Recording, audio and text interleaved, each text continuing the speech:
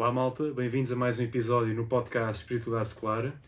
Bom dia, boa tarde ou boa noite, conforme seja o caso. Hoje temos aqui um convidado, é o David Avelar, que eu já conheço há muitos anos, que é mais de 20 anos. Exatamente. Mais de 20 anos. Fomos colegas da faculdade. E o David é um especialista em alterações climáticas, cultura regenerativa e permacultura. Alguns destes termos são familiares, outros talvez não. E, portanto, aqui o David vai-nos esclarecer a diferença entre eles e qual a sua importância nos dias que correm. Exato, e se calhar podíamos começar exatamente pela pergunta: o que é a permacultura? Permacultura. Boa tarde, bom dia, boa noite. Onde quer que estejamos.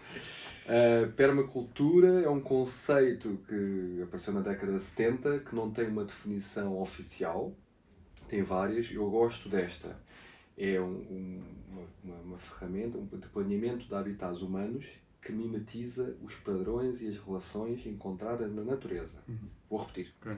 O planeamento de habitats humanos, estamos a falar de nós, que mimetiza, que imita, que se inspira nos padrões e relações que encontramos na natureza. Porquê? Porque a natureza já existe há muito tempo, fruto de muita evolução e seleção natural, e essa seleção tem vindo a selecionar padrões e relações que à partida são resilientes, sustentáveis. E portanto, como permacultura vem da contração de duas palavras, que é cultura permanente, permacultura, para que a nossa cultura, leia-se cultura humana, seja permanente, sustentável, então nada como integrar estes padrões e relações que encontramos na natureza no nosso design, no nosso planeamento dos nossos sistemas. Sim, e hoje em dia fala-se muito na crise da sustentabilidade. Maioritariamente temos visto aí na questão da agricultura a crise do solo, do topsoil. Se calhar seria interessante, David, se nos pudesses explicar um pouco o que é que isto é e porque é que nos devíamos preocupar com esta questão. Boa. Então, antes de irmos ao solo porque muitas vezes a permacultura está ligada à agricultura, porque um dos fundadores, o Bill Mollison, começou por aplicar em sistemas agrícolas, ou seja, a pergunta que ele se punha é: então, mas espera, a natureza, uma floresta, não precisa de rega, não precisa de fertilizantes, não precisa dessa intervenção a aporte humano. O que é que temos que fazer para transformar os nossos sistemas agrícolas permanentes? E o foco dele era muito na agricultura. Tal como uma floresta seria permanente sem intervenção. Tal como uma floresta é permanente, tal como um lago, tal como qualquer ecossistema natural é permanente.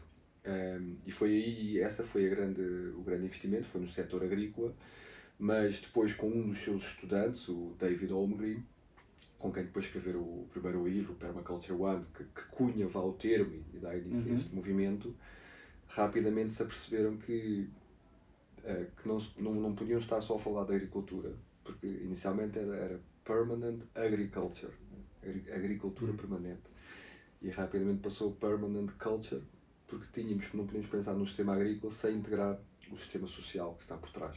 É impossível ter um sistema agrícola permanente se não cuidares de toda a comunidade, de toda a cadeia, de quem produz, de quem consome. E portanto passa de um foco único nos sistemas agrícolas para um foco no social. Mas está muitas vezes ligado, mais conectado à agricultura por isso. O topsoil é daqueles recursos que há discussão. Convém explicar primeiro à nossa audiência o que é o topsoil. É o topsoil, portanto o solo é aquela camada, o horizonte O do humus, não é? Quando vemos os horizontes no solo, quando cortamos em perfil, aquela camada inicial, normalmente escura, preta, que tem muita matéria orgânica, e é uma camada muito importante, porque tem muitos minerais, importantes para o crescimento das plantas, tem muitos micro e macronutrientes, e é onde também tem a grande parte da vida do solo. Há uma grande discussão se é um recurso renovável ou não, sendo que a maioria, o consenso, é que não é renovável, porque demora o tempo para criar 1 centímetro de solo, depende muito do clima, da região, mas estamos a falar sempre de séculos. E o que vemos hoje, e tu, João, falaste na crise, porque imagino que está a haver uma perda brutal destes centímetros.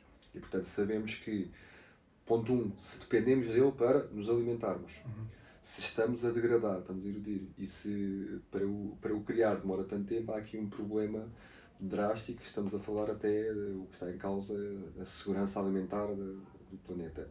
E porquê é que estamos a perder? Porque as práticas agrícolas, e é por isso que o movimento da permacultura vem daí, que temos vindo a implementar desde a Revolução Industrial, não é? Nós, nos últimos 200 anos, com o aparecimento dos combustíveis fósseis, a mecanização, fertilizantes, os fertilizantes, a tecnologia química toda.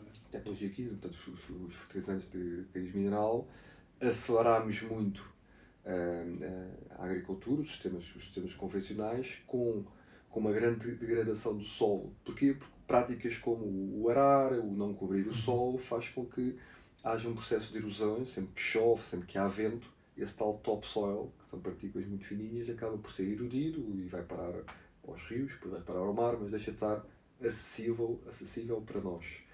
E, portanto, a crise é clara. Há países como a França, que sempre foi o grande produtor alimentar da Europa, que estão com problemas gravíssimos, porque já degradaram grande parte dos seus solos, ou seja, há sítios que já só se vê a rocha-mãe, porque esse topsoil já foi. E, portanto, isso é um problema, eu diria que é um dos grandes problemas que vamos enfrentar, que estamos a enfrentar. E daí fazerem sentido pensarmos em que chama-se práticas regenerativas, que, entre outras coisas, o que pretendem fazer é, a cada ciclo anual, digamos assim, de uma cultura, tentarmos que, para além de produzir comida, produzimos também solo. Certo. Portanto, em vez de ser negativo, ser positivo nessa perspectiva.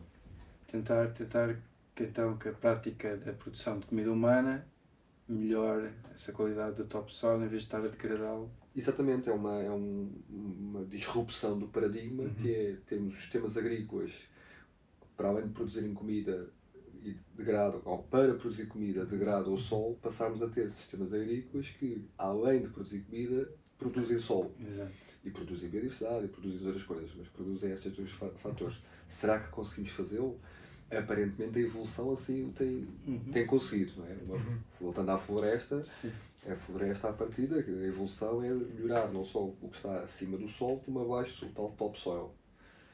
Para além disso, o solo é mesmo muito importante e a maior parte de nós não sabe porque os olhos não veem, o coração não sente. É como o problema do mar, dos oceanos. É um grande problema, em parte porque a gente não vê o que está a acontecer lá.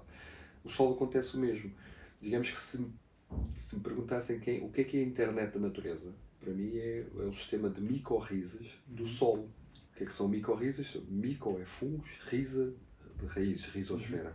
São uma série de fungos, são fungos que se ligam às raízes das plantas e que por estarem ligados, e há vários tipos de ligações, mas ligam-se literalmente, ou seja, há uma raiz, é um prolongamento, é o fungo, que vai se ligar à raiz de outra planta.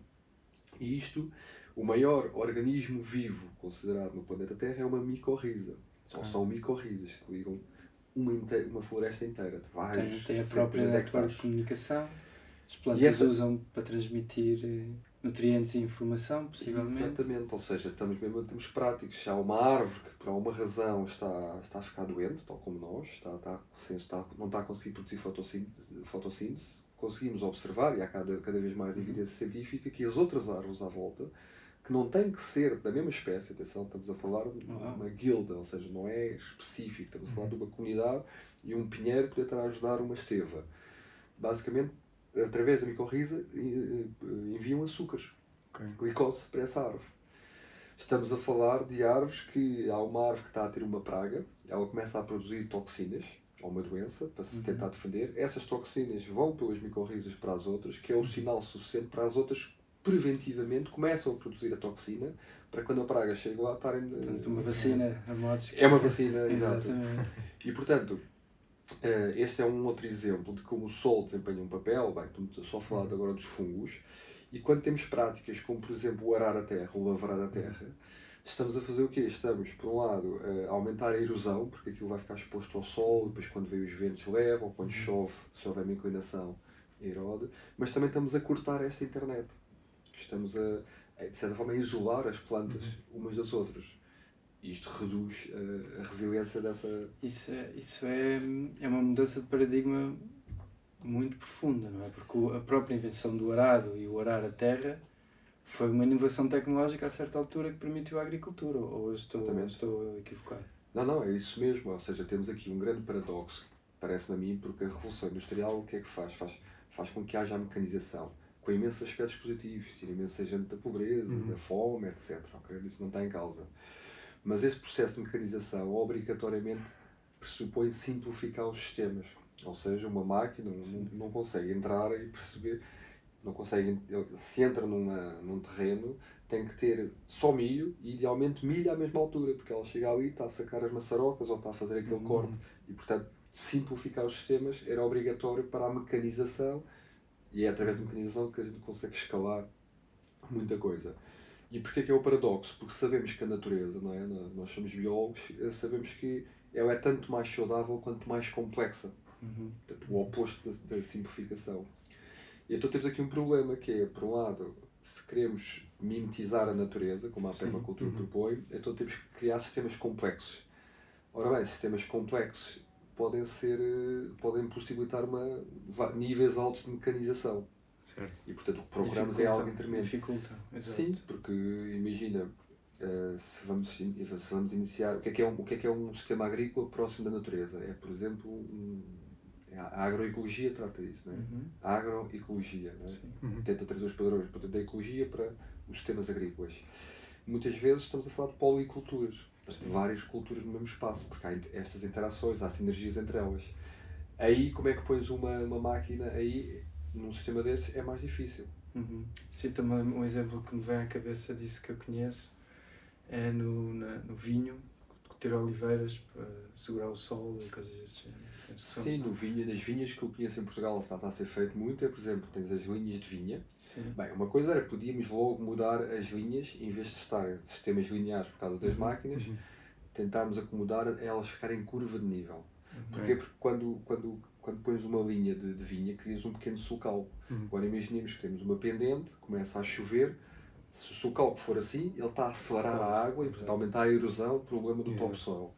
Se o sulcal for em curva de nível, quando corre, a água desacelera, abranda, que é o que pretendemos. Ao desacelerar, vai filtrar e vai ser armazenada precisamente no sítio onde a natureza estrategicamente armazena a água, que são os aquíferos. E portanto, começar logo com essa simples mudança, simples entre aspas, porque há aqui um declive a partir do qual é perigoso ter as máquinas, porque pode haver acidentes. Mas até um certo pendente, só essa mudança é logo brutal. Se depois imagina, se tivermos duas linhas de vinha e na entrelinha plantarmos, por exemplo, favas, o que é as favas? O que é que são as favas? Dentro das plantas e das hortícolas há um grupo das leguminosas. E que é o que tipicamente a gente chama de legumes. Certo. Porque é que este grupo é tão especial em relação aos outros? Porque é que os nossos avós diziam hoje é sopa de legumes e que hoje erradamente nos restaurantes aparece sopa de legumes. É porque as leguminosas têm uma coisa espetacular, que é nas raízes fazem uns nódulos que são autênticos hotéis de 5 estrelas para bactérias nitrificadoras de azoto atmosférico. Ou seja, bactérias que pegam azoto que está no ar e colocam. O azoto é 80% dos fertilizantes que vemos é azoto. O azoto fazer proteína. É essencial para fazer proteína. E portanto, nós sabemos que 1 grama de legumes é todas aquelas plantas que têm a vagem. Feijão, fava, grão, lentilha, todos uma vagem normalmente são das leguminosas. Sabemos que 1 grama dessas leguminosas tem mais proteína por grama do que carne. Tem muito mais proteína que a carne, ok? Então o que é que se passa? Voltando à vinha, temos a vinha, na entrelinha, se produzirmos fava, estamos não só a produzir fava, como parte desse azoto vai ser lixiviado para o sol e a vinha vai aproveitar, portanto, com maior rendimento de uva. Portanto, é um bom exemplo de uma sinergia em que pode-se ter uma policultura, no sentido de termos uva, ou vinha e faveiras, com a produção das duas, mas com benefício, portanto, verdadeira sinergia. O somatório é maior que a soma das partes. Okay. E, por exemplo, essas alterações que nós temos que fazer para preservar o solo, achas que iriam limitar muito a produção alimentar, ou não é tanto uma questão de diminuir a produção, é mais o facto de não haver um incentivo económico por trás? Eu penso que não, e acho que aqui temos que ver uma coisa, ou seja, o que é a realidade hoje? Sabemos que é mais do que 75% da produção alimentar vem de sistemas familiares. Não são desses sistemas. Não são das monoculturas que não vemos são monoculturas. São pessoas que tem a sua hortinha e pouco mais, que produz 75% dos alimentos hoje, ainda são daí, ok? Certo. Vamos chamar sistemas agroecológicos. Portanto, não é uma novidade, a novidade é o outro, é que apareceu. A questão é que nós muitas vezes vemos esses campos, essas máquinas e pensamos que isso é o todo, mas não é. Até porque uma grande maioria da população mundial não tem a qualidade de vida e não vai ao supermercado como nós. E portanto, mas sim, concordo contigo, João, que é, se quisermos mudar esses chamados sistemas convencionais para este tipo de modelo, há aqui umas mudanças que são um desafio, nomeadamente este, que acabámos de falar, a tal complexificação quando temos sistemas simplificados. Mas já começas a ver, por exemplo, dando outro exemplo, porque não, em vez de produzirmos, agora em Portugal está a acontecer uma coisa que eu tenho as minhas dúvidas, que é, estamos a grandes grupos económicos estão a fazer investimentos brutais em dezenas, centenas de hectares que se destroem para pôr painéis fotovoltaicos. Okay. Sim. No movimento verde. Sim. Mas quer dizer, isto tem um impacto brutal, nomeadamente na biodiversidade local. Porque é que, bem, antes de mais, na minha opinião aí, o mais descentralizado, em vez de termos este modelo, continuamos com o paradigma de centralizar, só mudamos, em vez de ser petróleo, é fotovoltaicos. Idealmente descentralizar, né? Ter pequenos e muito próximos do consumo. Casas, próximo do consumo. Existem superfícies. Mas também pensarmos em modelos, porque produzir fotovoltaico aqui e produzir comida aqui? Porque não juntar as duas? Os chamados sistemas agrovoltaicos, em que tens painéis solares por cima, há um custo incremental, mas que é mínimo, que é as torres, em vez de ter os painéis em baixo, junto ao sol, tens que elevar um pouco, isso tem um custozinho, mas consegues ter isso e com efeito de ensombramento produzir em baixo comida. Com sinergias. E a sombra é vantajosa? Obviamente, sobretudo quando estamos a falar do Alentejo. Sim. Não é? Nós estamos mais um ano, mais uma vez uma seca. Eu pensaria que não está o painel fotovoltaico a roubar o sol às plantas, mas não. A sombra é beneficial. Sem dúvida, poderia haver essa competição, em certos sítios sim. No caso do Alentejo, não. O recurso, sol a monte. Há muito sol, as plantas e os painéis têm capacidade de fazer a chamada produção com sol difuso, portanto não precisa de sol direto. E depois há imensas vantagens para diminuir a evaporação. O recurso mais escasso, digamos, no Alentejo é a água, mais do que o sol. Sim, o sol não é escasso. O sol não é escasso, mas mesmo nesse sistema de cá essa competição, que é uma dúvida natural, na verdade o efeito, o impacto positivo que se vai poupar na evaporação é muito superior a essa questão do sol e portanto consegues ter essa produção com benefício. Mas podes pensar também a produção de gado. Acredita que se fôssemos fazer um podcast com as ovelhas que andam à torrada do sol agora no Alentejo, elas preferiam ter um sistema agrovoltaico. Aliás, tu vês, quando vês um chaparro com o sobramento, vês ali as ovelhas todas. Agora, imagina teres painéis fotovoltaicos com produção de pasto e de gado em baixo. Portanto, juntar e lá está, estamos a complexificar. E é esses os tais padrões e relações que a natureza que tentamos. A mimetização da natureza. Mimetizar. Fantástico. São grandes ideias, espero que nos estejam a ouvir. Exato. Quem esteja nestas áreas. Está a acontecer, está a acontecer. Faço parte de um projeto, estou a participar de um projeto que se chama Pastagens Regenerativas, onde o objetivo é precisamente trabalhar com agricultores de Portugal, no Alentejo, em 3 municípios de Portugal, onde estamos a tentar testar técnicas inovadoras, neste caso o pastoreio holístico do Alan Savory e o Keyline, o método Keyline do Yeomans, que são 2 coisas diferentes. O Keyline é precisamente pensarmos a água na paisagem, como é que podemos, responder a esta pergunta, quando se chove, como é que conseguimos fazer para abrandar a água? E podes fazer isso desde a criação de valas, de lagos, de charcas, podes fazer isso desde repensar as tuas infraestruturas, a estrada em vez de ser assim, às vezes cá com uma pequena curva, faz com que a linha de contorno acaba abrande, até o arado, em vez de passar a linha reta a direito, tentar fazer curva, na verdade não é curva de nível, há uma pequena pendente onde leva a água das zonas mais úmidas, da linha d'água, para as zonas de comieira. Tem uma pendente de meio grau para quando chove, de retirar a água dessas zonas para as zonas secas, para distribuir a água na paisagem sempre que chove, no sentido de infiltrar. Este é o Keyline. E a outra, que é o pastoreio holístico, é pensarmos como é que nós devemos gerir o nosso gado. Se formos olhar para uma manada de gnus, o modelo típico tradicional é para 1000 hectares, tenho X cabeças de gado, dependendo da raça, da espécie, mas vamos simplificar, para 1000 hectares, 100 cabeças de gado. Este é o modelo.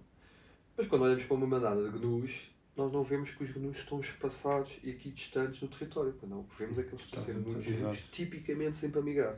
Estão sempre a fazer isto, quilómetros, mas sempre muito juntos. Isto é um padrão que a gente vê na natureza. Então por que não aplicá-lo ao nosso? Que é, nestes 1000 hectares, eu dividir a minha herdade em parcelas, imaginem 100 parcelas, e pôr o gado, até aumentar, em vez de 100, pôr 200 cabeças, é o que normalmente se faz, e pô-las nessas parcelas um curto espaço de tempo. Ficou uma rotatividade. E depois vão rodar. O que acontece? Essa parcela vai ter ali 200 cabeças de gado a comer tudo e a lavar ao solo. E a fertilizá-lo. E quando eu digo comer, e a fertilizar o solo. E quando digo a comer tudo é porque precisamente quando temos elas espaçadas, os animais não são burros, só comem as plantas que preferem, portanto fazem uma seleção. Quando elas estão assim, muito juntas, elas comem literalmente tudo, não fazem essa seleção. Isso é bom. Pois. E depois só voltam a essa parcela passado um ano. Portanto, imaginem, esta parcela pode estar mais de 12 meses, porque elas muitas vezes estão uma semana, 2 semanas em cada parcela, e depois está 12 meses o pasto a crescer, promovendo até as plantas, o pasto perene em vez das anuais. Isto tem imensos benefícios. E o que nós estamos a ver, que é muito interessante, é que quem está a aplicar, e já há várias herdades em Portugal a aplicar este modelo, ao fim de 2, 3 anos, amortizam o investimento inicial. O investimento, estamos a falar de vedações e bebedouros. É praticamente isso. Tem um custo, é um investimento. Claro que sim. Ao fim de 2, 3 anos, estes agricultores o que me dizem é nós deixámos de comprar ração, suplementos, porque neste momento a mesma está a produzir suficiente. Pois. Com imensos outros benefícios. Imaginem, eles têm que aplicar muito menos antibióticos ao gado. Porquê? Porque o ciclo dos parasitas, que é muito curto, é muito mais curto que o ciclo da rotação.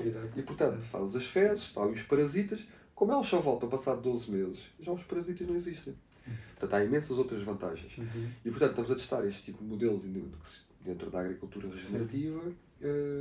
O nosso papel é trazer evidências que estamos a monitorizar para perceber se é verdade ou não. Quando falas do nosso papel, estás a falar Neste caso é da empresa, da TuAdapt, que é uma empresa de serviço de adaptação climática. O site é TuAdapt. 2adapt.pt 2adapt.pt. E nós, aqui neste caso, temos sensores, vamos para o terreno, pomos lá sensores a monitorizar, a enviar os dados para a cloud e conseguimos ir monitorizando e depois juntamos isso a um tratamento de imagens de satélite, que também sabemos fazer, para trazer evidências. E aqui somos cientistas, não sabemos as respostas. É uma pergunta. Este ano há uma pergunta e estamos a ver o que os dados dão. Mas da experiência dos agricultores que temos vindo a falar é muito óbvio. Estou curioso em ver os resultados deste ano. Eu queria te perguntar, falaste já várias vezes da água, não é? E nós temos sempre notícias da água, ou porque estamos em ano de seca, ou porque estamos a levar com cheias. O que é que se passa aqui? Qual é a tua visão? Já deste aqui algumas pistas de que uma coisa que é importante é abrandar. Quando há água e quando não há água, quais são as soluções que tu vês que poderiam ser, ou que estejam a ser aplicadas no terreno para mitigar estes problemas? Então, se calhar, temos que dar um passo atrás, que é estamos a falar de alterações climáticas, né, que não falámos ainda. E as soluções que passam mais do ponto de vista da adaptação.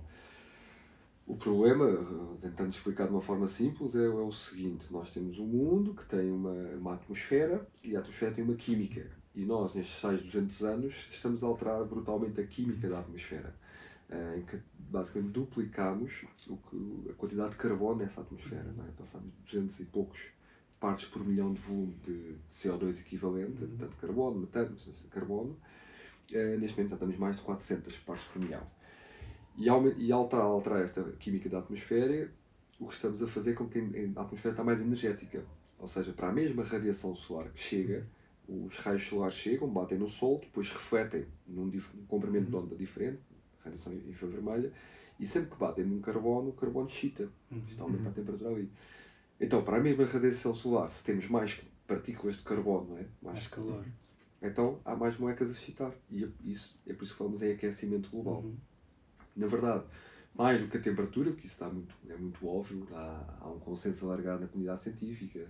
Em ciência nunca dizemos que é verdade, mas há coisas que dizemos que é virtualmente certo. Portanto, é muito óbvio que isso está a acontecer. Para além do aumento da temperatura, também está a alterar outros padrões. Em particular, aqui para a nossa zona, o que se está a observar, e isto é mais recente, é que o anticiclone dos Açores está a alargar. E o anticiclone dos Açores é muito importante para o clima da Europa, em Portugal e Europa. Não sei se viram a notícia de hoje, ontem morreram 9 pessoas em Itália com as cheias. Foi precisamente isso. Foi a pior cheia dos últimos 100 anos.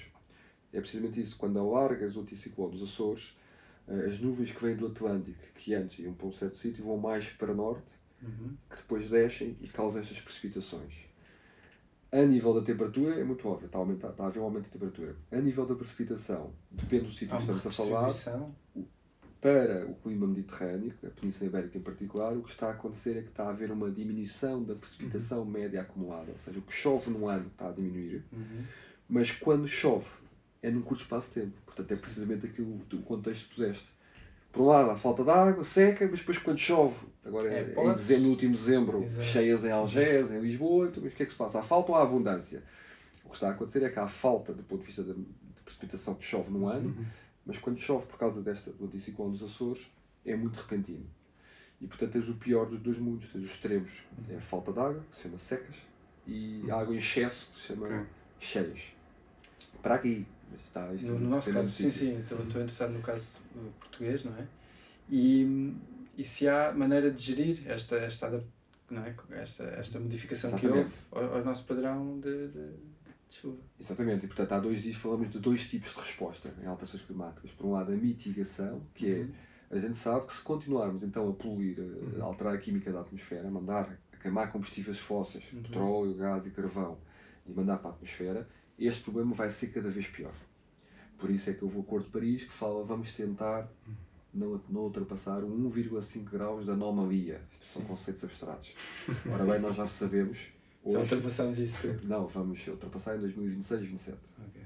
E o horizonte era 2030, não é? Não, o objetivo que nós fizemos a nível de sociedade, nós juntámos como sociedade, as tais COPs, a Conferência das Partes, e dissemos, bora tentar fazer um esforço, tudo o que pudermos ao nosso alcance, para não ultrapassar nunca. Nunca? Nunca, okay. Claro, nunca. Porquê? Porque os modelos sabem, depois há uma série de cientistas que pegam nessa alteração do clima e fazem os modelos de impacto.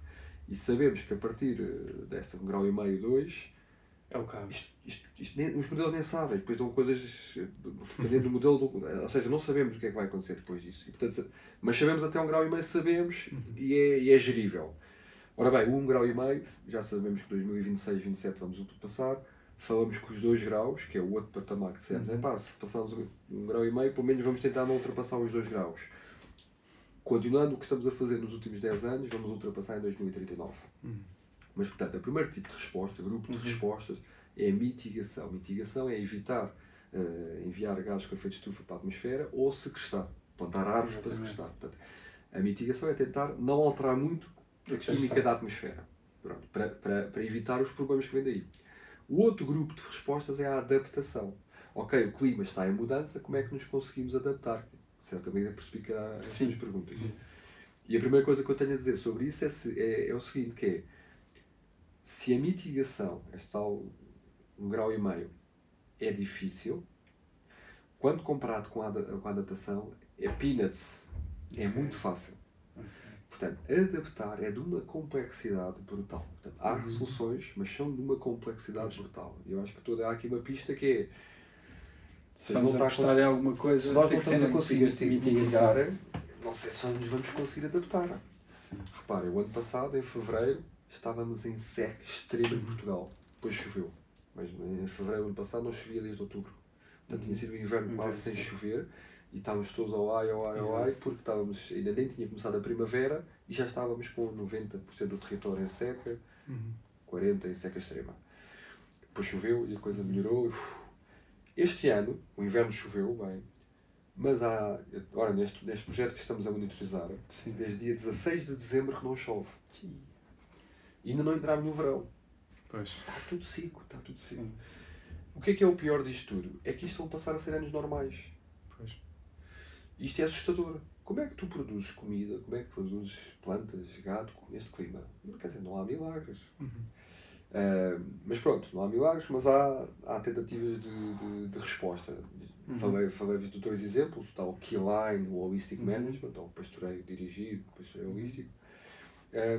E a agroecologia, em particular, parece-me uma boa solução porque, por exemplo, há sistemas agroflorestais. É quando tu juntas plantas as anuais, as alfaces, couves, batatas, ovos, com árvores. Né? Juntas as 2 coisas. Qual é a feita? Qual é o benefício? Efeito ensombramento. Quando tu tens uma árvore, uma linha de árvores, e plantas a norte dessas árvores, elas fazem sombra. E portanto há logo benefícios. Mas também porque as árvores funcionam como bombas. Se formos a pensar que aqui é uma árvore, na verdade é muita coisa, mas é uma bomba.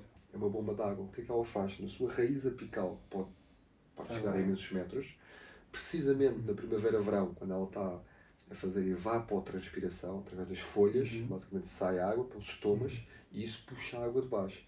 Basicamente o que ela está a fazer é puxar a água do subsolo, dos aquíferos, e a trazer cá para cima. E nós sabemos que todas as plantas que estão nomeadamente debaixo da copa beneficiam dessa, porque parte dessa água vai para das raízes apicais para as raízes superficiais e por efeito de osmose há um equilíbrio, portanto o solo fica mais úmido e com isso as plantas beneficiam. E também a atmosfera, porque aumenta a evapotranspiração, essas gotículas de água ficam tudo mais úmido. E ainda há um terceiro fator de uma teoria não tão comprovada, mas parece-me interessante, que é a teoria do bomb effect, que é quando tens uma floresta, uma dada região, a fazer evapotranspiração, devido a essa evapotranspiração, aumentar a umidade na atmosfera, diminuis a pressão atmosférica, basicamente crias um sistema de baixa pressão, o que faz com que haja uma atração das nuvens para ali. E por isso é que se fala muito, diz-se muito que as florestas é plantar água, fazem chover. E essa teoria, quer dizer, se não fosse essa teoria era difícil justificar como é que chove tanto, por exemplo, no Congo. O Congo está demasiado afastado da linha de costa para chover ali tanto. E a explicação mais que eu conheço mais é devido à floresta. E depois tens muitos outros exemplos, por exemplo, no sul da Península Ibérica, que deixou de chover e antes chovia, e a explicação mais foi devido à desflorestação. Porque o que se passa normalmente é, vêm as massas de ar com água, cheias de água do oceano, e chegam à linha de costa e precipita. E por isso é que tu vês que tens precipitação em Odmira, na costa vicentina, mas não tens para dentro. Porque ela precipita logo ali, para tens as serras e isso. A menos que tenhas estes sistemas que estão a criar baixa pressão e a atrair, de certa forma, essas nuvens de água. Portanto, isto para dizer que, por exemplo, os sistemas agroflorestais, que é uma área dentro da agroecologia, poderão ser sistemas interessantes de aplicar em sistemas que estão a ficar muito áridos, como o Alentejo. Por causa destas razões que referi. Mas já está, isto é o mundo. E portanto, as soluções técnicas nós sabemos agora que existem, não é? Porque tu nos contaste, mas mudar as mentalidades é que é difícil. Portanto, o fator ser humano aqui, não é? Está muito negligenciado. As pessoas parece que não compreendem o quão dependentes estamos destes ciclos e destes padrões todos que são mediados pelas plantas e pelos animais. Sim. E há aqui uma inércia cultural, pelo que estás a dizer, não é?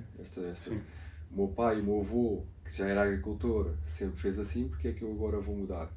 Se bem que os agricultores estão muito sensíveis à questão da mudança do clima, ok? Nós, urbanoides, é que não, porque continuamos a abrir água e a água a ser no verão e inverno. Mas quem vive da terra está muito sensível a esta, é muito óbvio, até de uma forma empírica, que é difícil. Porque as alterações climáticas é um conceito muito difícil e é muito interessante pensarmos nisso. O que é que são alterações climáticas? Há uma diferença entre clima e meteorologia. O clima é uma média, no mínimo de 30 anos, dos padrões de temperatura, de precipitação. Tu pegas em 30 anos, fazes uma média e dizes é o clima. Clima mediterrâneo. Verões quentes e secos, invernos úmidos e chuvosos. Atrás disto podes pôr números. E este padrão, que mais tem sido estável nos últimos centenas de milhares de anos, nós estamos num período interglaciar, tem sido muito estável. Agora estou a falar das eras glaciares. Quando vamos para a escala geológica, o que vemos é o normal é eras glaciares. O planeta Terra está todo cheio de gelo. E depois há períodos interglaciares. Okay? E nós estamos agora num período interglaciar. Portanto, o que vem aí a seguir é uma era glaciar. Mas isto na escala geológica. Sim, portanto, a civilização humana se calhar já não... Mais 3 mil anos, menos 3 mil anos, mais 10 mil anos, menos 10 mil anos, vem uma era. Mas pronto, 10 mil anos é muita coisa. Ninguém pensa há 4 anos, quanto mais a 10 mil. Dentro desse período. Não, mas em relação aos céticos, aos negacionistas, às vezes, mas isto já sempre houve mudanças do clima. Claro que houve. Na escala geológica sempre houve. O que estamos a falar é na nossa escala humana. Nos últimos centenas, milhares de anos, o clima tem sido muito estável. Mas estamos num período interglaciar. E quando falamos em clima é este período de 30 anos. E o que estamos a ver é que que é uma coisa abstrata. Sim. Ninguém sabe qual foi a média de temperatura nos últimos 30 anos. Tu não tens essa, sabes o verão passado, sabes o inverno, Sim. sabes os últimos anos, mas pronto. Este padrão está a mudar. E isto é interessante do ponto de, só aqui um parênteses comunicacional, porque algo que as alterações climáticas, que os cientistas da comunidade das alterações climáticas fizeram muito bem e que agora a comunidade dos biólogos da biodiversidade está a fazer, foi criar um painel intergovernamental para as alterações climáticas, IPCC, e foi muito giro, porque às tantas, foi numa conferência da SPAR, uma COP, em Copenhaga, que às tantas os políticos pediam aos cientistas para explicar. Os modelos, há muita incerteza, de pressupostos e tal. Cientista. Um discurso típico de cientista que tem sempre muito medo de dizer qualquer coisa direto. Exato. Então como é que é o futuro? O que é que a gente deve fazer? Depende do modelo e tal, e incertezas. E às tantas houve uma pressão brutal da comunidade política e dizia, deem-nos um número. E é aí que surge os 2 graus. Okay. O número é, vamos não passar os 2 graus. Porque a partir da qual, não sabemos, é muito incerto, isto pode ser catastrófico. Mas isto foi muito difícil. Os cientistas foram encostados à parede, tiveram que juntar-se aí, só saem daí quando houver um fumo grande, papa, só saem daí quando houver uma coisa. E vieram com os 2 graus. E isto foi muito importante, porque passou a ser muito mais fácil comunicar. Hoje vais perguntar a qualquer pessoa aí na rua, se calhar já ouviu falar do grau e meio 2. Sim. Apesar de ser um conceito completamente abstrato. Se pedis às pessoas aqui para explicar, ninguém sabe. É impossível explicar isto. Porque estamos a falar 1,5 graus ou 2 de anomalia face a um período de 30 anos e um valor médio mundial. É complexo. É super abstrato. Sim. Mas sabes, do ponto de vista comunicacional, sabes. Mais tarde, depois disso, é que se formou o painel intergovernamental para a biodiversidade e serviços de ecossistema, IPBES. Precisamente que estão a tentar. É um painel que o que faz, não produz ciência, tal como o IPCC, o que faz é revisão e comunicação. Produz aqueles sumários para decisores. Coisas curtinhas, diretas, do ponto de vista comunicacional. Fecha parênteses, desculpa, é só porque achei curioso, super interessante. interessante. Estamos a falar, respondendo à tua pergunta, temos que saber comunicar de forma simples. Há uma inércia cultural, e portanto os agricultores, no caso da agricultura, têm uma grande inércia de mudar as práticas, mas estão sensíveis a problemas porque estão a viver na pele. E portanto, o que acho que temos que fazer é comunicando de forma simples e fazer destes projetos piloto. Porque também nós sabemos uma coisa. Evidências, mas que eles vejam. Normalmente somos céticos, não é? Está bem, lá vem o pessoal da cidade falar. Mas quando eles começam a ver o vizinho a produzir mais com menos, gastando menos água, mas o que é que andas a fazer? Agora começaste a lavrar em curva de nível, tudo torto. E então isto começa a espalhar e há a esperança, é uma esperança do chamado tipping point da massa crítica, que é haver até um número mínimo de agricultores que começa a fazer, a partir do qual há uma mudança de regime, escala. Portanto, há esperanças, acho que é por aí, mas concordo contigo que a barreira principal não é técnica, é cultural. Pois. Não, aí tocaste num aspecto essencial, que é a questão da comunicação científica e qual é que é a melhor forma de a fazer. Porque, como todos sabemos, usar números muitas vezes não funciona, se nós não conseguirmos apelar à emoção das pessoas e à sensibilidade, o sentir na pele, vamos assim dizer. E se calhar o que eu te ia perguntar então era como é que nós podemos trazer as pessoas de volta para a natureza, para mudar aquela retórica de, em vez de viver da terra, viver com a terra. Como é que nós nos podemos trazer de volta? Eu acho que isso é essencial porque liga agora à questão da felicidade pessoal. Não é? Nós estamos, é inerente à nossa felicidade haver esse contacto. Um movimento que nós estamos a observar e que não parece mudar é este êxodo rural que continua. As pessoas querem viver na cidade, tal como nós os três vivemos aqui. E há imensas coisas boas de viver na cidade. Atenção, não é? Que às vezes, a vida do campo é que é boa, vou lá passar uns meses no campo. havendo este Fazer movimento, porque temos esta ideia idílica das férias. Já não é preciso o ginásio. Sim, mas vá lá. Nós temos pensamos na vida do campo, que é aquela semana de férias que vamos para o campo e pensamos, mas não, o trabalho da vida do campo é duro. Aceitando este movimento que está a acontecer e aparentemente vai continuar a acontecer, as pessoas estão a ir do campo para a cidade, então parece-me que a solução, respondendo à tua pergunta, João, é trazermos a natureza também para a cidade. Okay. Porque essa ligação é essencial, na minha opinião. Mas se as pessoas estão aqui a viver com mais ou menos na natureza, temos de trazê-las aqui para a cidade. Uma das coisas que estamos a assistir muito, e estamos a falar disso há bocado, é que eles chamam Nature Deficit Disorder. Está a haver cada vez mais, agora também estava a falar do Japão, mas muito na Europa, uma doença, não sei se é uma doença, como é que se chama? Que se chama Nature Deficit, não é? A ausência de natureza. Eles chamam uma desordem. É uma desordem da ausência de contacto com a natureza. Em que no Japão é os banhos de floresta, na Europa o tratamento é muito, agora tens que passar uma semana, X horas na horta por dia, ou X horas num parque por dia. A tua desordem é devido a esta ausência, a esta conexão. Portanto, parece-me que a solução passa por trazer a natureza para aqui, em particular para as escolas. Nós fazemos muitos projetos em que levamos hortas ou florestas, criamos uma escola, o pátio, tipicamente áridos, horríveis, e transformamos 100, 200, 300 metros quadrados, o que houver, o espaço não é muito, numa pequena floresta, numa pequena horta biodiversa, não é? Em permacultura. E isso é muito interessante de observar, porque as crianças, primeiro, conectam logo. E é muito giro, porque depois há ali dinâmicas que se alteram. Estou-me a lembrar de uma escola em particular em que havia um miúdo que era mais querido, que já estava a chumbar, e aquilo eram pequeninos, ok? E com o projeto da horta, ele passa de uma situação de ser o burro da escola a ser o líder, porque é um contexto familiar, ele vem de raízes rurais e até sabia muito mais do que os outros. Então os outros começam a tomar a liderança nos trabalhos das hortas. E isto teve um impacto brutal, positivo, na aprendizagem nas outras disciplinas. Portanto, há aqui dinâmicas que se criam muito interessantes, mas só este facto de pôr as crianças, tirar as crianças das salas e levá-las para os pátios das suas escolas, para aprender as mesmas matérias, mas em conexão. Não é? Quando eu estou a estudar a árvore e a ver as plantas, a raiz, porque não estar a pegar numa planta e a observar aquilo? A criança saber que uma alface não vem do supermercado, vem da semente e que demora 150 dias a ser produzida. E que para ser produzida teve que ser regada e a OFRA é responsável por isso. É muito giro ver nestes projetos que nós fazemos, tipicamente no final do ano, em junho, antes de acabar a escola, apanhamos as coisas da horta e fazemos uma sopa. E é muito giro ver as professoras auxiliares dizer, mas eles nunca querem sopa e hoje querem repetir. Há esta conexão. Eles estão há meses a ver aquilo crescer, quando finalmente chega, então... E aqui estou a falar da conexão com os ritmos, os ciclos. Há bocado estávamos a falar desta questão dos ciclos e do tempo. E é normal, quando tu estás sempre em quatro paredes, televisão, e não tens contacto com os ciclos naturais, é normal que te afastes deles. E sabemos que isso não é saudável. Portanto, a natureza é uma forma de permitir fazer isso. E depois sabemos que, nem que não seja pela questão do mercado, o mesmo apartamento, um virado para um parque e um mais afastado, tem valores diferentes. Portanto, as pessoas valorizam, não há dúvida disso. Portanto, acho que a solução é trazer muito isso, pensarmos como é que conseguimos trazer a natureza para aqui e criar sistemas em que as escolas, as comunidades, por exemplo, começarem a tomar conta dos baldios, voltarem a tomar posse do seu terreno, para assim cuidar.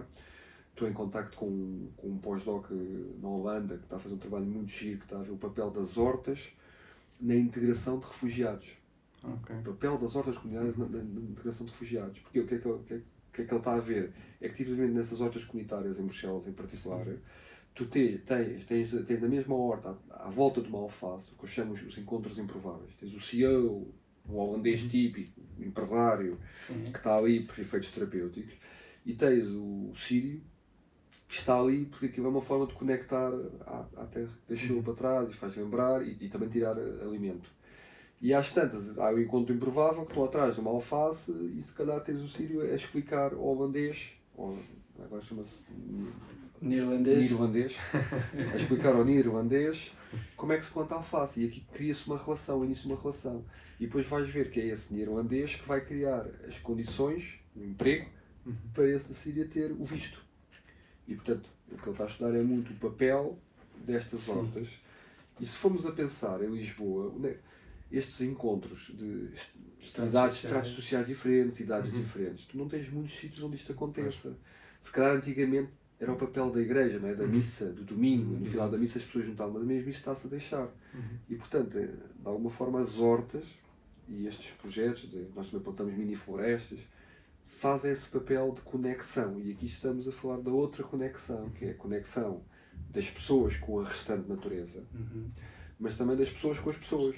Pois, exato. Porque o outro indicador que nos deve assustar a todos é que vemos que é nas cidades que cada vez se vê mais pessoas a morrerem sozinhas. A epidemia da solidão. A epidemia da solidão, que já se fala disso, que é estranhíssimo. Nunca houve tanta gente. Tão densa. E nunca houve tanta gente. Tanta gente e tão denso. Sim, tão perto. exatamente. Mas o facto de ser denso não quer dizer que as pessoas estejam em rega, estejam conectadas. Não estão. É como se fala sobre Nova Iorque, né? Dizem que é uma cidade bastante solitária, que as pessoas se sentem sozinhas no meio de multidões. Sim.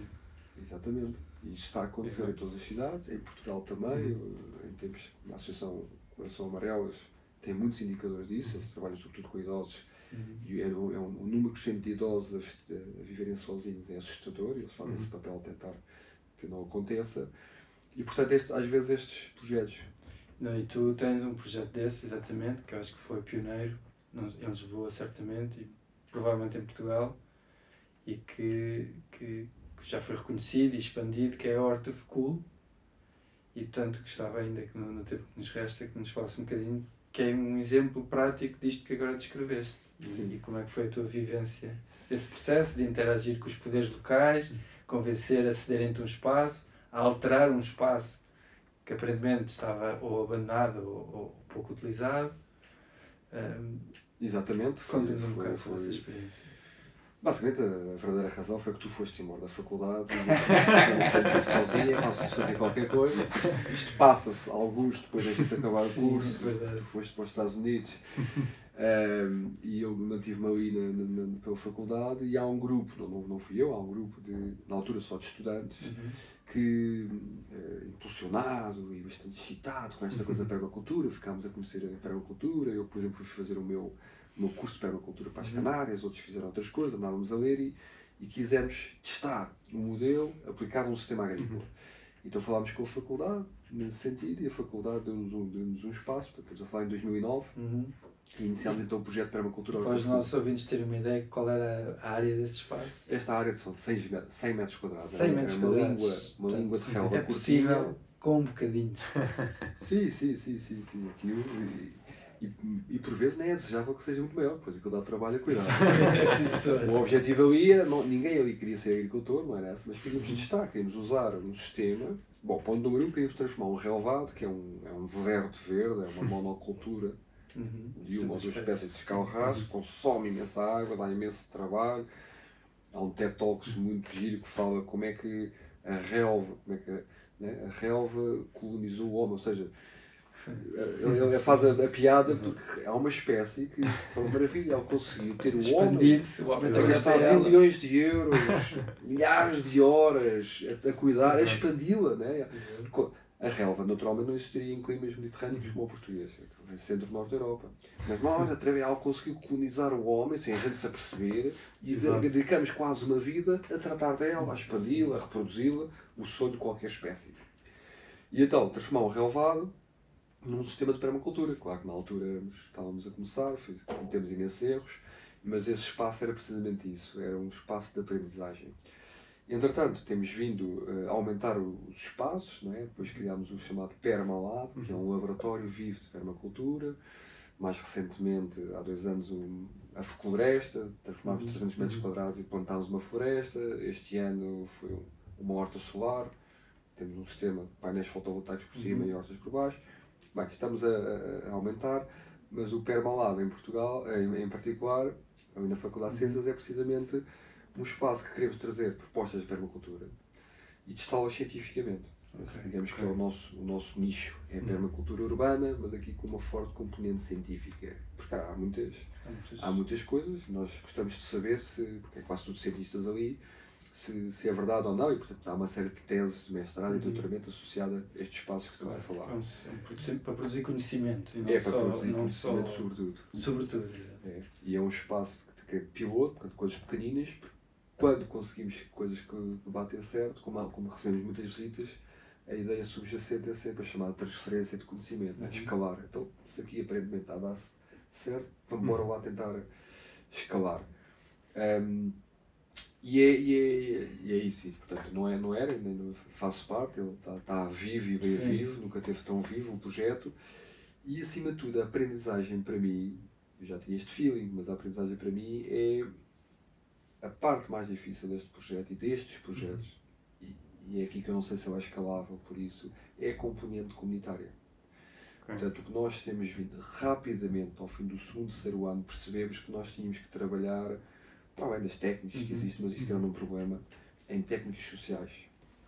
E desde então começámos a aplicar coisas como as técnicas do John Croft, do Dragon Dreaming, ou seja, são métodos de perceber que porque na faculdade, no ambiente de faculdade, há muita rotatividade. Isto é difícil de lidar, não é? Como é que mantens um projeto com pessoas sempre novas a entrar e sair. E uma delas é, uma vez por ano, a gente fazer um Dragon Dreaming, que é juntamos as pessoas que estão para esse ano, tentamos mapear os sonhos dessas porque é que elas sonham fazer à luz deste projeto, e é assim que planeamos os anos. Há alguns anos não fazíamos isso, mas isso era uma técnica. Até técnicas sociais como que nós criámos, os 5 A's. Às tantas há a necessidade, com o crescimento do grupo, há a necessidade de ter reuniões. Mas não queremos reuniões de horas, endless. Sim. Então como é que fazemos reuniões eficientes? As nossas reuniões são das mais eficientes que eu conheço. Eu já experienciei muitas, são de 1h30. Há estas 5 A's, que são os 5 papéis que a gente traz, que é o alto comissário, que é o facilitador, é quem convoca a reunião, traz a ordem de trabalhos e facilita a reunião. Há o acolhedor, que é aquela pessoa que garante que a reunião está a acontecer sem interrupções. Se aparece alguém, ela levanta-se, acolhe, ou há um cão a entrar, ela trata do assunto, garante. E o grupo confia que essa pessoa vai acolher estas pessoas novas para continuarmos a reunião. Há o acertado, que é aquela pessoa que o grupo confia que vai estar atento ao tempo e vai avisando o facilitador, já passou meia hora, para garantir que a ordem de trabalhos é cumprida. Há o atado, que é quem escreve a ata. A ata, neste sentido, é só decisão, quem e quando, não é aquelas atas teses. E quase todas as reuniões, nos minutos a seguir à reunião, temos a ata no mail. É uma coisa que está a escrever. E há um quinto papel que nós criámos, às tantas mais tarde, que é o que chamamos alcoviteiro, porque às tantas percebemos que há conflitos nisto. E como é que se gerem conflitos? E como é que se tomam decisões? E então este alcoviteiro, o papel dele é o grupo confia que ele está atento durante a reunião a potenciais, está a ler a parte não racional, sabe? Isto para os cientistas é um problema. Começa a ver, o João e o Chico sempre falam com o outro, há uma tensão. Eu estou a sentir, mas estou a sentir isto. E então no final de cada reunião, quando fechamos, a última palavra é para o alcoviteiro, não é suposto ser debatido, em que, olha, eu senti isto, ele traz ao grupo. Eu senti que a reunião hoje estávamos assim, hoje estávamos outro, que vocês dois estavam a acontecer. Portanto, um barómetro emocional do grupo. É claro, um barómetro emocional, mas que acima de tudo expõe. Porque muitas vezes o que acontecia, nós estávamos toda a gente sentia, mas não se fala. Politicamente é sensível, não falamos. Então isto começa a acumular até que explode e o grupo. E então esta pessoa tem a confiança do grupo para trazer o potencial problema. Até pode ser errado o que ele está a dizer, mas traz, senti. Tenta expor, exato. E pronto, e nós funcionamos com um modelo de sociocracia, onde tomamos decisões não por consenso, mas por consentimento, é muito diferente. Então não queremos criar aqui um sistema burocrático. E esse tem sido, na minha opinião, a grande aprendizagem para mim, onde eu tenho beneficiado mais, é experienciar essa criação de comunidade que temos vindo e continuamos a fazer ali, e não tenho dúvidas que é o desafio maior. É mobilizar as pessoas. Não é mobilizar também, mas mobilizar não é um problema para nós. Nós, qualquer coisa que organizamos, aparecem dezenas de pessoas, já temos uma rede. É como é que a gente se dá bem. Como é que a gente toma decisões. Como é que... Reparem, num projeto de voluntariado, portanto, não é... Sim. Porque quando tens uma empresa, tu pagas o ordenado, nem que seja por isso, tens um compromisso, então tu estás a pagar o ordenado. Agora ali ninguém está ali, estamos todos por gosto. E obviamente que as pessoas estão ali por uma coisa muito forte, que é propósito. As pessoas estão ali... Eu esqueci-me de referir na tua pergunta inicial, João, que a permacultura tem uma ética. É partilhar, cuidar da terra, planeta Terra, cuidar das pessoas e partilha justa dos dentes. E esta ética é ética, não é negociável. Portanto, quem se junta ali sabe que tudo o que a gente faz, aqui isto não é negociável. Exato. E depois tem uma série de princípios naturais, né, que observando a natureza, onde tentamos aplicar. Mas isto na teoria é muito giro. Na prática, nem sempre é fácil tomarmos estas decisões e gerir quem é que cuida, né? Criar compromissos. Pois. Sinto que nas gerações mais novas esta questão do compromisso é algo É que difícil. a malta em geral não gosta, mas as gerações mais novas não gostam. Exato. Como é que nós temos um projeto permanente de permacultura, sendo ele de base voluntária, para isso temos que desenvolver a comunidade.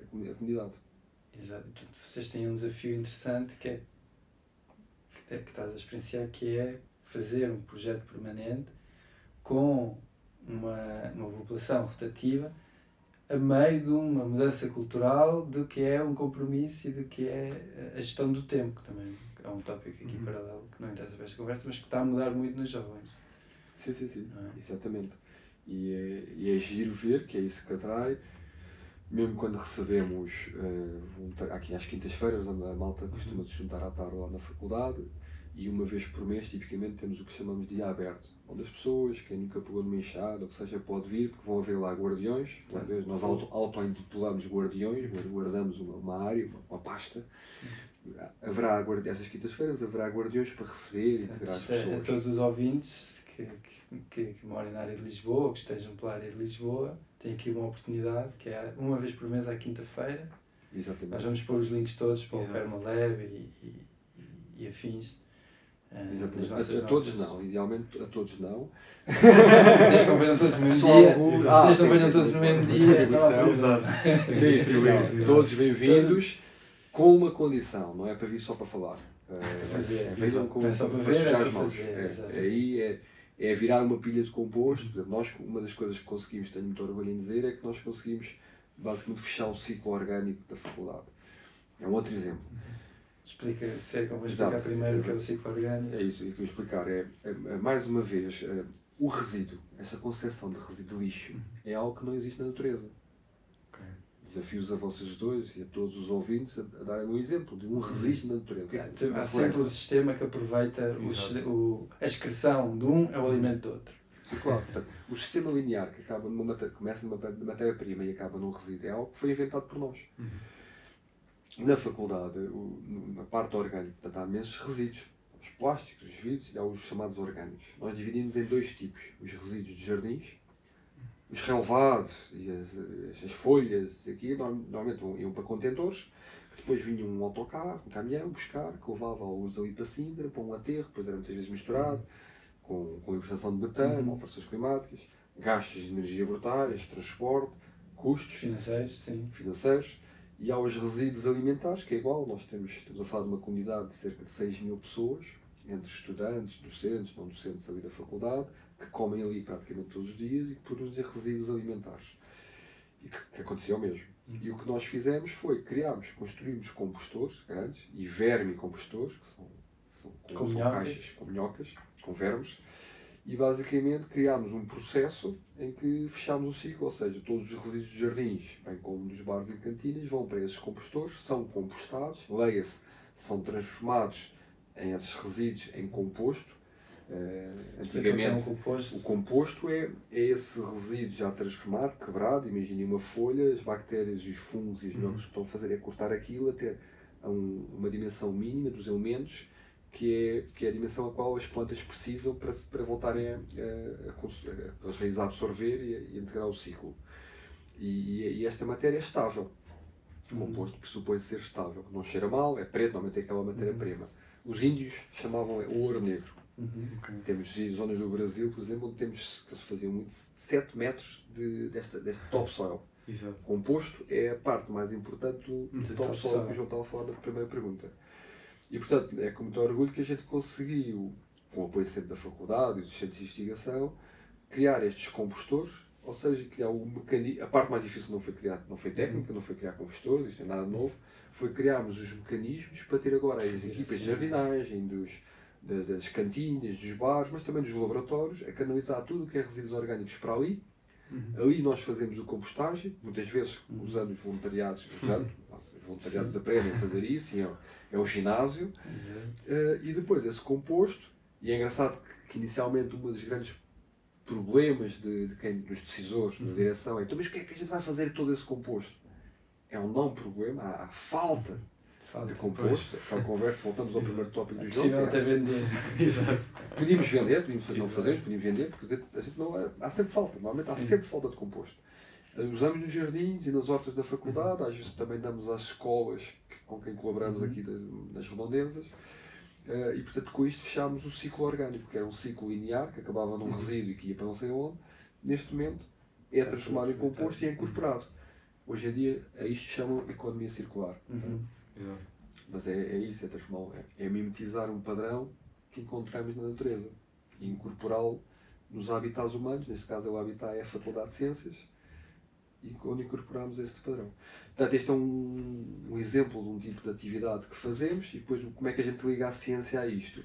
Bom, porque a compostagem, há muitas formas de fazer compostagem, okay? Não há só uma, e então nós gostamos de testar diferentes formas e ter lá, os estudantes gostam de dar a monitorizar para no final Produzir e tirarem conclusões. A compostagem é quase como se uma sopa, tu fazes mistura de verdes, restos da relva, com castanhos, mas qual a dose, deves ou não deves virar, porque nós sabemos que o oxigênio é importante, queres favorecer os processos aeróbios na presença de oxigênio ou anaeróbios. Bom, há tudo agora uma ciência, é todo um mundo. Para terem uma ideia, quando nós fazemos uma pilha de compostagem, aquilo chega aos 60 e tal graus. Pois. Está ali uma semana com 60 e tal graus. E porquê que está ali com 60 e tal graus? Ao contrário de nós, as bactérias, os fungos, neste caso, nesta fase é só isso, não fazem greve, trabalham 24 horas por dia, 7 dias por semana. E estão ali sempre em festa, estão sempre a curtir. E nessa festa é exógena, libertam temperatura. E é isso que estamos a observar.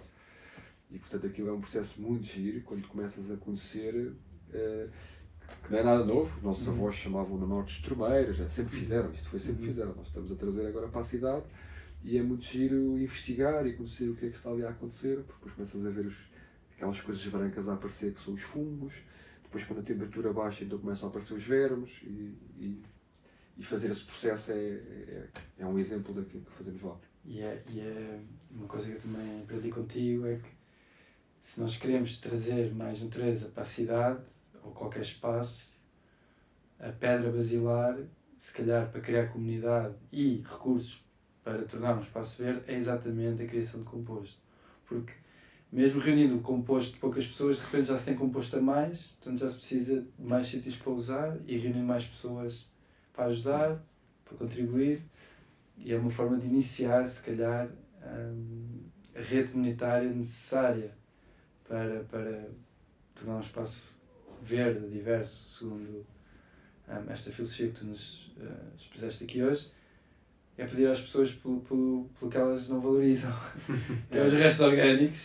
Dá-nos as cascas da fruta, e sim, é uma brava disso. Uma boa maneira de bater às portas das pessoas e começar a conhecê-las e criar a comunidade necessária. Depois as pessoas perguntam, mas para quê? A mim não me está a dar, mas para quê? Até vem cá buscar, melhor, não tem que ir ao lixo. E depois, sim, isso está a acontecer em alguns compostores domésticos. Já lembro que estás a dizer que criam compostores e às tantas as pessoas vão comprar os resíduos, não custa nada, até estão a ser mais sustentável, porreiro, mas às tantas depois têm composto. E agora composto. Mas composto, tu inicias uma horta. Então isso, se bem que aqui há um paradoxo, que é, onde é que estão as cidades? Estão precisamente nos sítios do melhor solo, mais férteis. Portanto, isso do composto, quando tu começaste a dizer, não é suposto ser assim, porque deste solo aqui de baixo de Lisboa é os melhores solos de Portugal. O que se passa é que depois, em cima desses solos, já pusemos entulho, fruto das obras, e portanto às vezes a coisa não é assim lineal. Mas teoricamente aqui os solos são os... Mas podemos começar a criar estas hortas no topo dos nossos edifícios. Sim. Não é? E também precisamos de composto. Sim. Aí precisavas de passar o sol para essa parte. Depois aí entra um bocado a questão da água, ou seja, os telhados verdes, atenção, no centro-norte da Europa faz todo sentido, porque aquilo chove muito, e tem água, e tem esse efeito, não é, de evitar as cheias, porque a água fica ali armazenada, e também tem efeito de buffer térmica e sonora, etc. Aqui há sempre esse desafio, porque se não for regado, aquilo seca logo muito. Mas é possível e é desejável. Sim, mas essa rega a partir da água de consumo, população. Mais uma vez, pensarmos, hoje o que nós os excrementos animais, os tais gnus e elefantes, não vão para a água, não vão. O problema, muitas vezes, do saneamento é porque juntamos as fezes a este meio aquoso. E isso é muito propício à criação de bactérias patogénicas por nós. Porque se não o fizeres, né, qualquer pessoa que tenha um cão, ou que já tenha utilizado o chamado WC Mato, vê o cão a fazer o cocó o seu e passado um dia vai lá e aquilo quase desapareceu, está pó.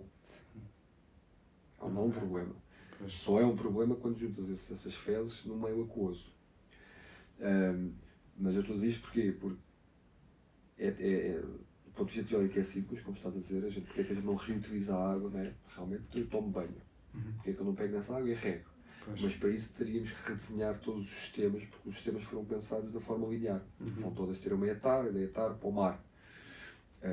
Há projetos, tentativas de fazer isso, mas às vezes são desafios grandes, porque imaginem, neste edifício que a gente está, à partida este edifício separa as chamadas águas pretas, negras das águas cinzentas.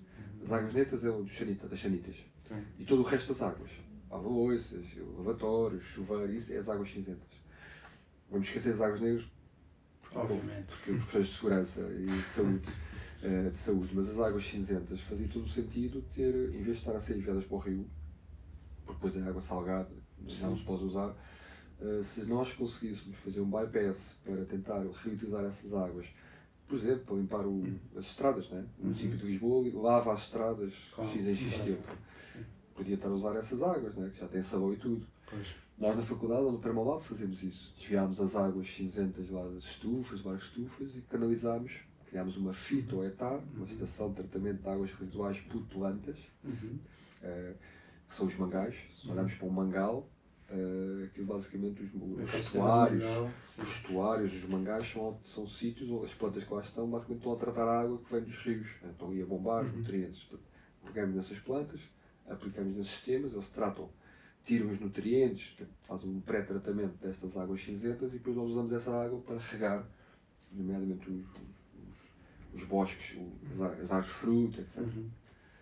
E em vez de estarmos a canalizar essa água para o sistema de drenagem.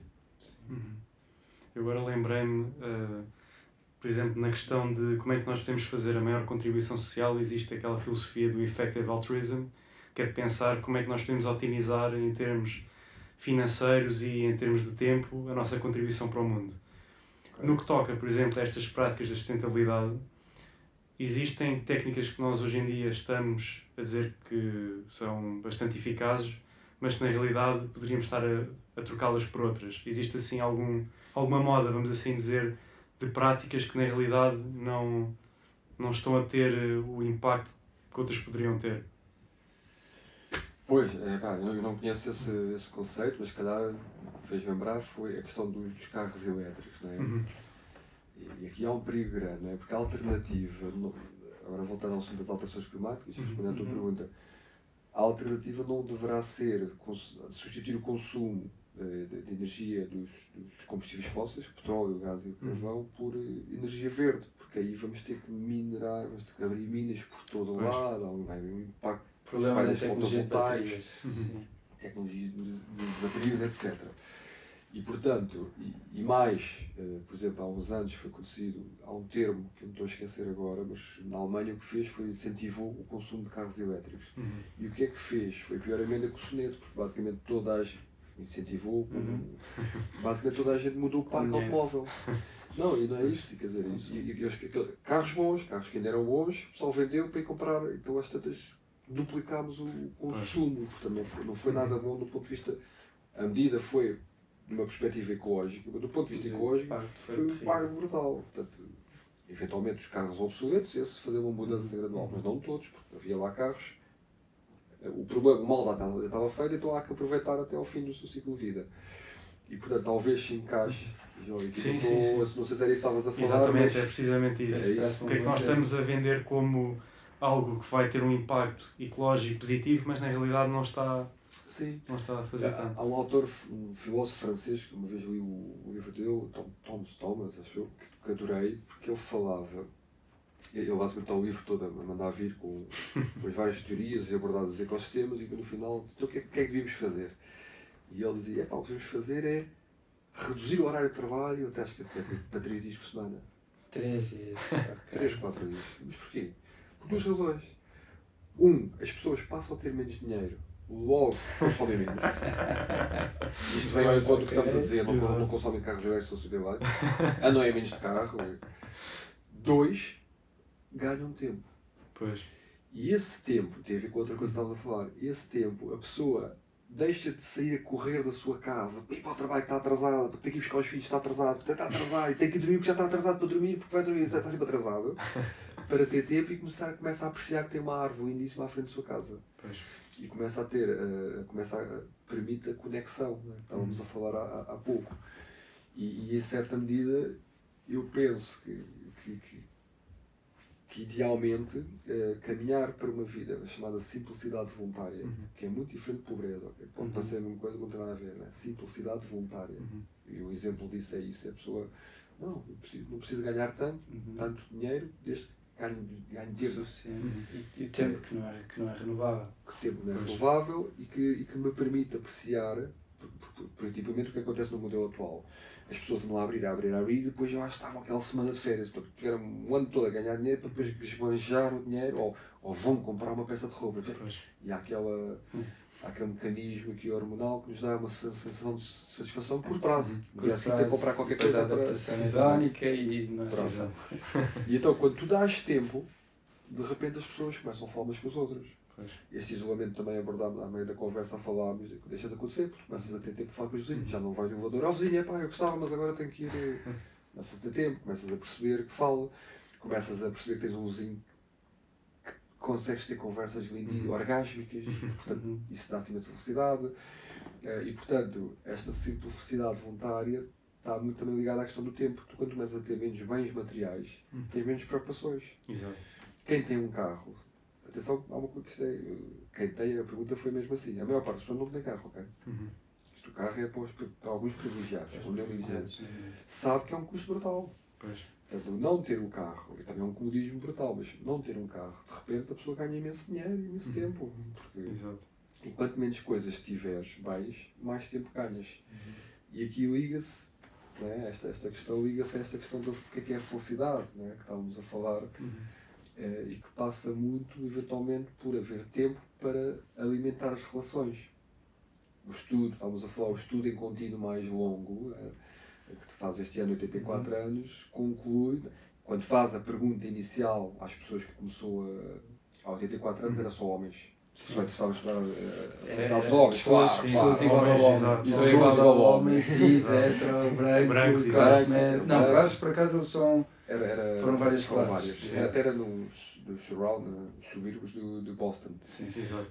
Mas a resposta à pergunta qual é o objetivo da vida eram duas: fama e fortuna. Quer ser conhecido e quer ganhar dinheiro para comprar coisas. Mas depois cada um seguiu a sua vida completamente diferente e é giro que no final, né, 84 anos, entretanto já morreu, a maior parte já morreu. Não, mas antes a resposta à mesma pergunta, o estudo é em contínuo, porque todos os anos fazem, a resposta à mesma pergunta passou a ser unânime, independentemente. É consensual. E a resposta é relações. Qual é o objetivo da vida? O que é que te trouxe felicidade? Estás quase a morrer. Relações. Exato. Em particular a relação conjugal, mas não só, profissional. Amizades, contactos. Amizade comunitária. Isto é muito giro, porque isto está muito ligado ao tempo, não é? Nós sabemos que se não alimentares a relação, as relações também acabam por desaparecer. Portanto, é preciso tempo. Exato. É preciso, e tempo, não só tempo físico, mas disponibilidade, não é? Não estás sempre estressado e ansioso. Carga mental. E agora como é que a gente liga todas estas várias coisas que tivemos vindo a falar? O que eu tenho experienciado também ali na Horta Fecul, no Permalab, é que depois quando nós criamos este tempo, porque é uma obrigação, ainda hoje, nas vésperas do dia, eu não tenho tempo para ir amanhã passar a tarde toda lá. Ainda hoje me traz, mas vou. E também depois é sempre igual. Sempre que fiz, é um investimento. Sempre que faço, ainda bem que fui. Porque depois crias essas relações, crias essa conexão com os seres não humanos e seres humanos que lá aparecem, tipicamente pessoas lindíssimas, e começas a cultivar a tua rede. E porque nesta coisa deste estudo é fácil percebermos, não é? acho que qualquer pessoa percebe isto, que é tu ter, quando falamos de relação mais do que quantidade, é relações de qualidade. Exato. Aquela pessoa que tu sabes que se precisares de qualquer coisa, o que é que seja, ligar, e se ela puder, vai-te ajudar. Mas também aquela pessoa que tu, quando estás num momento de grande felicidade, apetece ligar e partilhar com essa pessoa. Não é? É esse tipo de relações que estamos aqui a falar. E que é muito giro, não sei se viste isso neste estudo, eles arranjaram correlações estatisticamente muito significativas, portanto robustas, com as doenças cardiovasculares. Sim. Interessante como é que, se calhar para ti isso é normal, sim, para mim não, eu fiquei espantado quando ouvi ou seja, a qualidade das tuas relações. A maneira como afeta o stress, não sei se já falamos sobre isso aqui, mas sim, está muito bem estudado, conhece-se alguns mecanismos genéticos e tudo, como isso poderá ser mediado, esses efeitos. É brutal, é impressionante. Mas aqui até é mais stress, doenças cardiovasculares, até compreendo agora, o papel das relações nesse cuidado desse stress. Sim, tu, quando tens o sentimento que fazes parte de uma rede, como é que isso traz efeitos positivos? A última análise, nós quando falamos em ecossistemas, falamos em redes, em estas relações. Isto teve mais a ver com a minha área de estudo.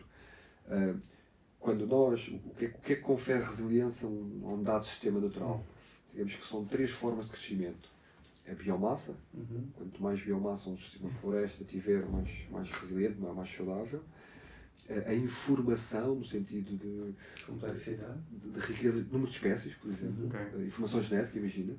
2 sistemas, 2 florestas, com a mesma biomassa, se um tiver mais espécies, ou mais de outra, este com mais espécies é mais resiliente. Certo. Porque se houver uma mudança climática, há uma estadada, em vez de morrerem todas, já morre metade. Segunda. A terceira, que é a que eu acho mais interessante, que é invisível, é conectividade. Tens 2 florestas com a mesma biomassa, o mesmo número de espécies, mas nesta floresta há as espécies, por questões, estão mais ligadas, comunicam melhor umas com as outras do que esta, portanto há maior conectividade entre elas, esta é mais resiliente. Isto é algo muitas vezes invisível. Liga este estudo. Há formas, mas é difícil de medir, mas é precisamente para esta invisibilidade. E que liga este estudo que acabámos de falar, e que liga esta conversa que estamos a ter aqui, que é relações. Conexões, a importância das conexões. Traz a resiliência. A importância de um compostor que fecha o ciclo. Basicamente, o que criou foi uma conexão. De resíduos transformou em composto. Portanto, esta questão das relações tem sido a experiência que eu tenho tido na vida, neste projeto, nos projetos da pastagem regenerativa que falámos. O que estamos a falar muitas vezes é a reconexão da água. Em vez de, num modelo que chove, escorre, ou no processo de escorrência superficial, cria erosão, essa água vai para os rios, polui os rios, cria bons algares, mas portanto é um sistema linear. Tu conseguis abrandá-la para ela ir para o subsolo, para o aquífero, para depois ser bombada pelas árvores, a agrofloresta, para a atmosfera. Conexões. O mesmo para o pastoreio holístico, né? Quando tens o gado em migração forçada e tu estás, na verdade, a criar sistemas circulares e com isto crias o sistema do solo que regenera porque lhe dás o espaço de pousio que ele necessita. O espaço e o tempo, exato. Fantástico. Portanto, eu diria quase, aqui a título de fecharmos a nossa a importância, o poder das relações em tudo o que fazemos. Sem dúvida. Porque é uma aprendizagem que vemos na natureza, não é? Sim. 3 formas de crescimento. Esta, estou convencido que é muito importante para a resiliência do sistema e que quando simplificamos os sistemas, tendencialmente estamos a olhar para a biomassa e perdemos a diversidade, a informação e a conexão. E fica aqui então, pessoal, mimetizar a natureza, especialmente a conectividade que não digital, portanto, relações de qualidade, não quantidade. Mas no Facebook temos muita quantidade de relações. Agora, qual delas? Amigos, mas com quem? O maior do mundo, mas qual a qualidade delas é que não sei. Exatamente. Exato. Atenção e muito obrigado, David, por partilhar o teu conhecimento tão generosamente. Obrigado eu e por criarem o espaço e o tempo para estarmos aqui a ter esta conversa que já há muito falávamos em ter, não é? Exato. Obrigado por facilitar este podcast que eu sigo, na verdade. Portanto, fechamos aqui um ciclo. Exatamente. Ouvinte, vem participar. Exatamente. Estão todos convidados já agora, se alguém quiser vir participar, que é só comunicar-nos. Exatamente. E nós estamos abertos a vários tipos de conversa, portanto. Obrigado, David, mais uma vez. Investir uma boa hora ou duas Exato. do nosso tempo para conectarmos. Exatamente. Obrigado. Muito obrigado. Francisco.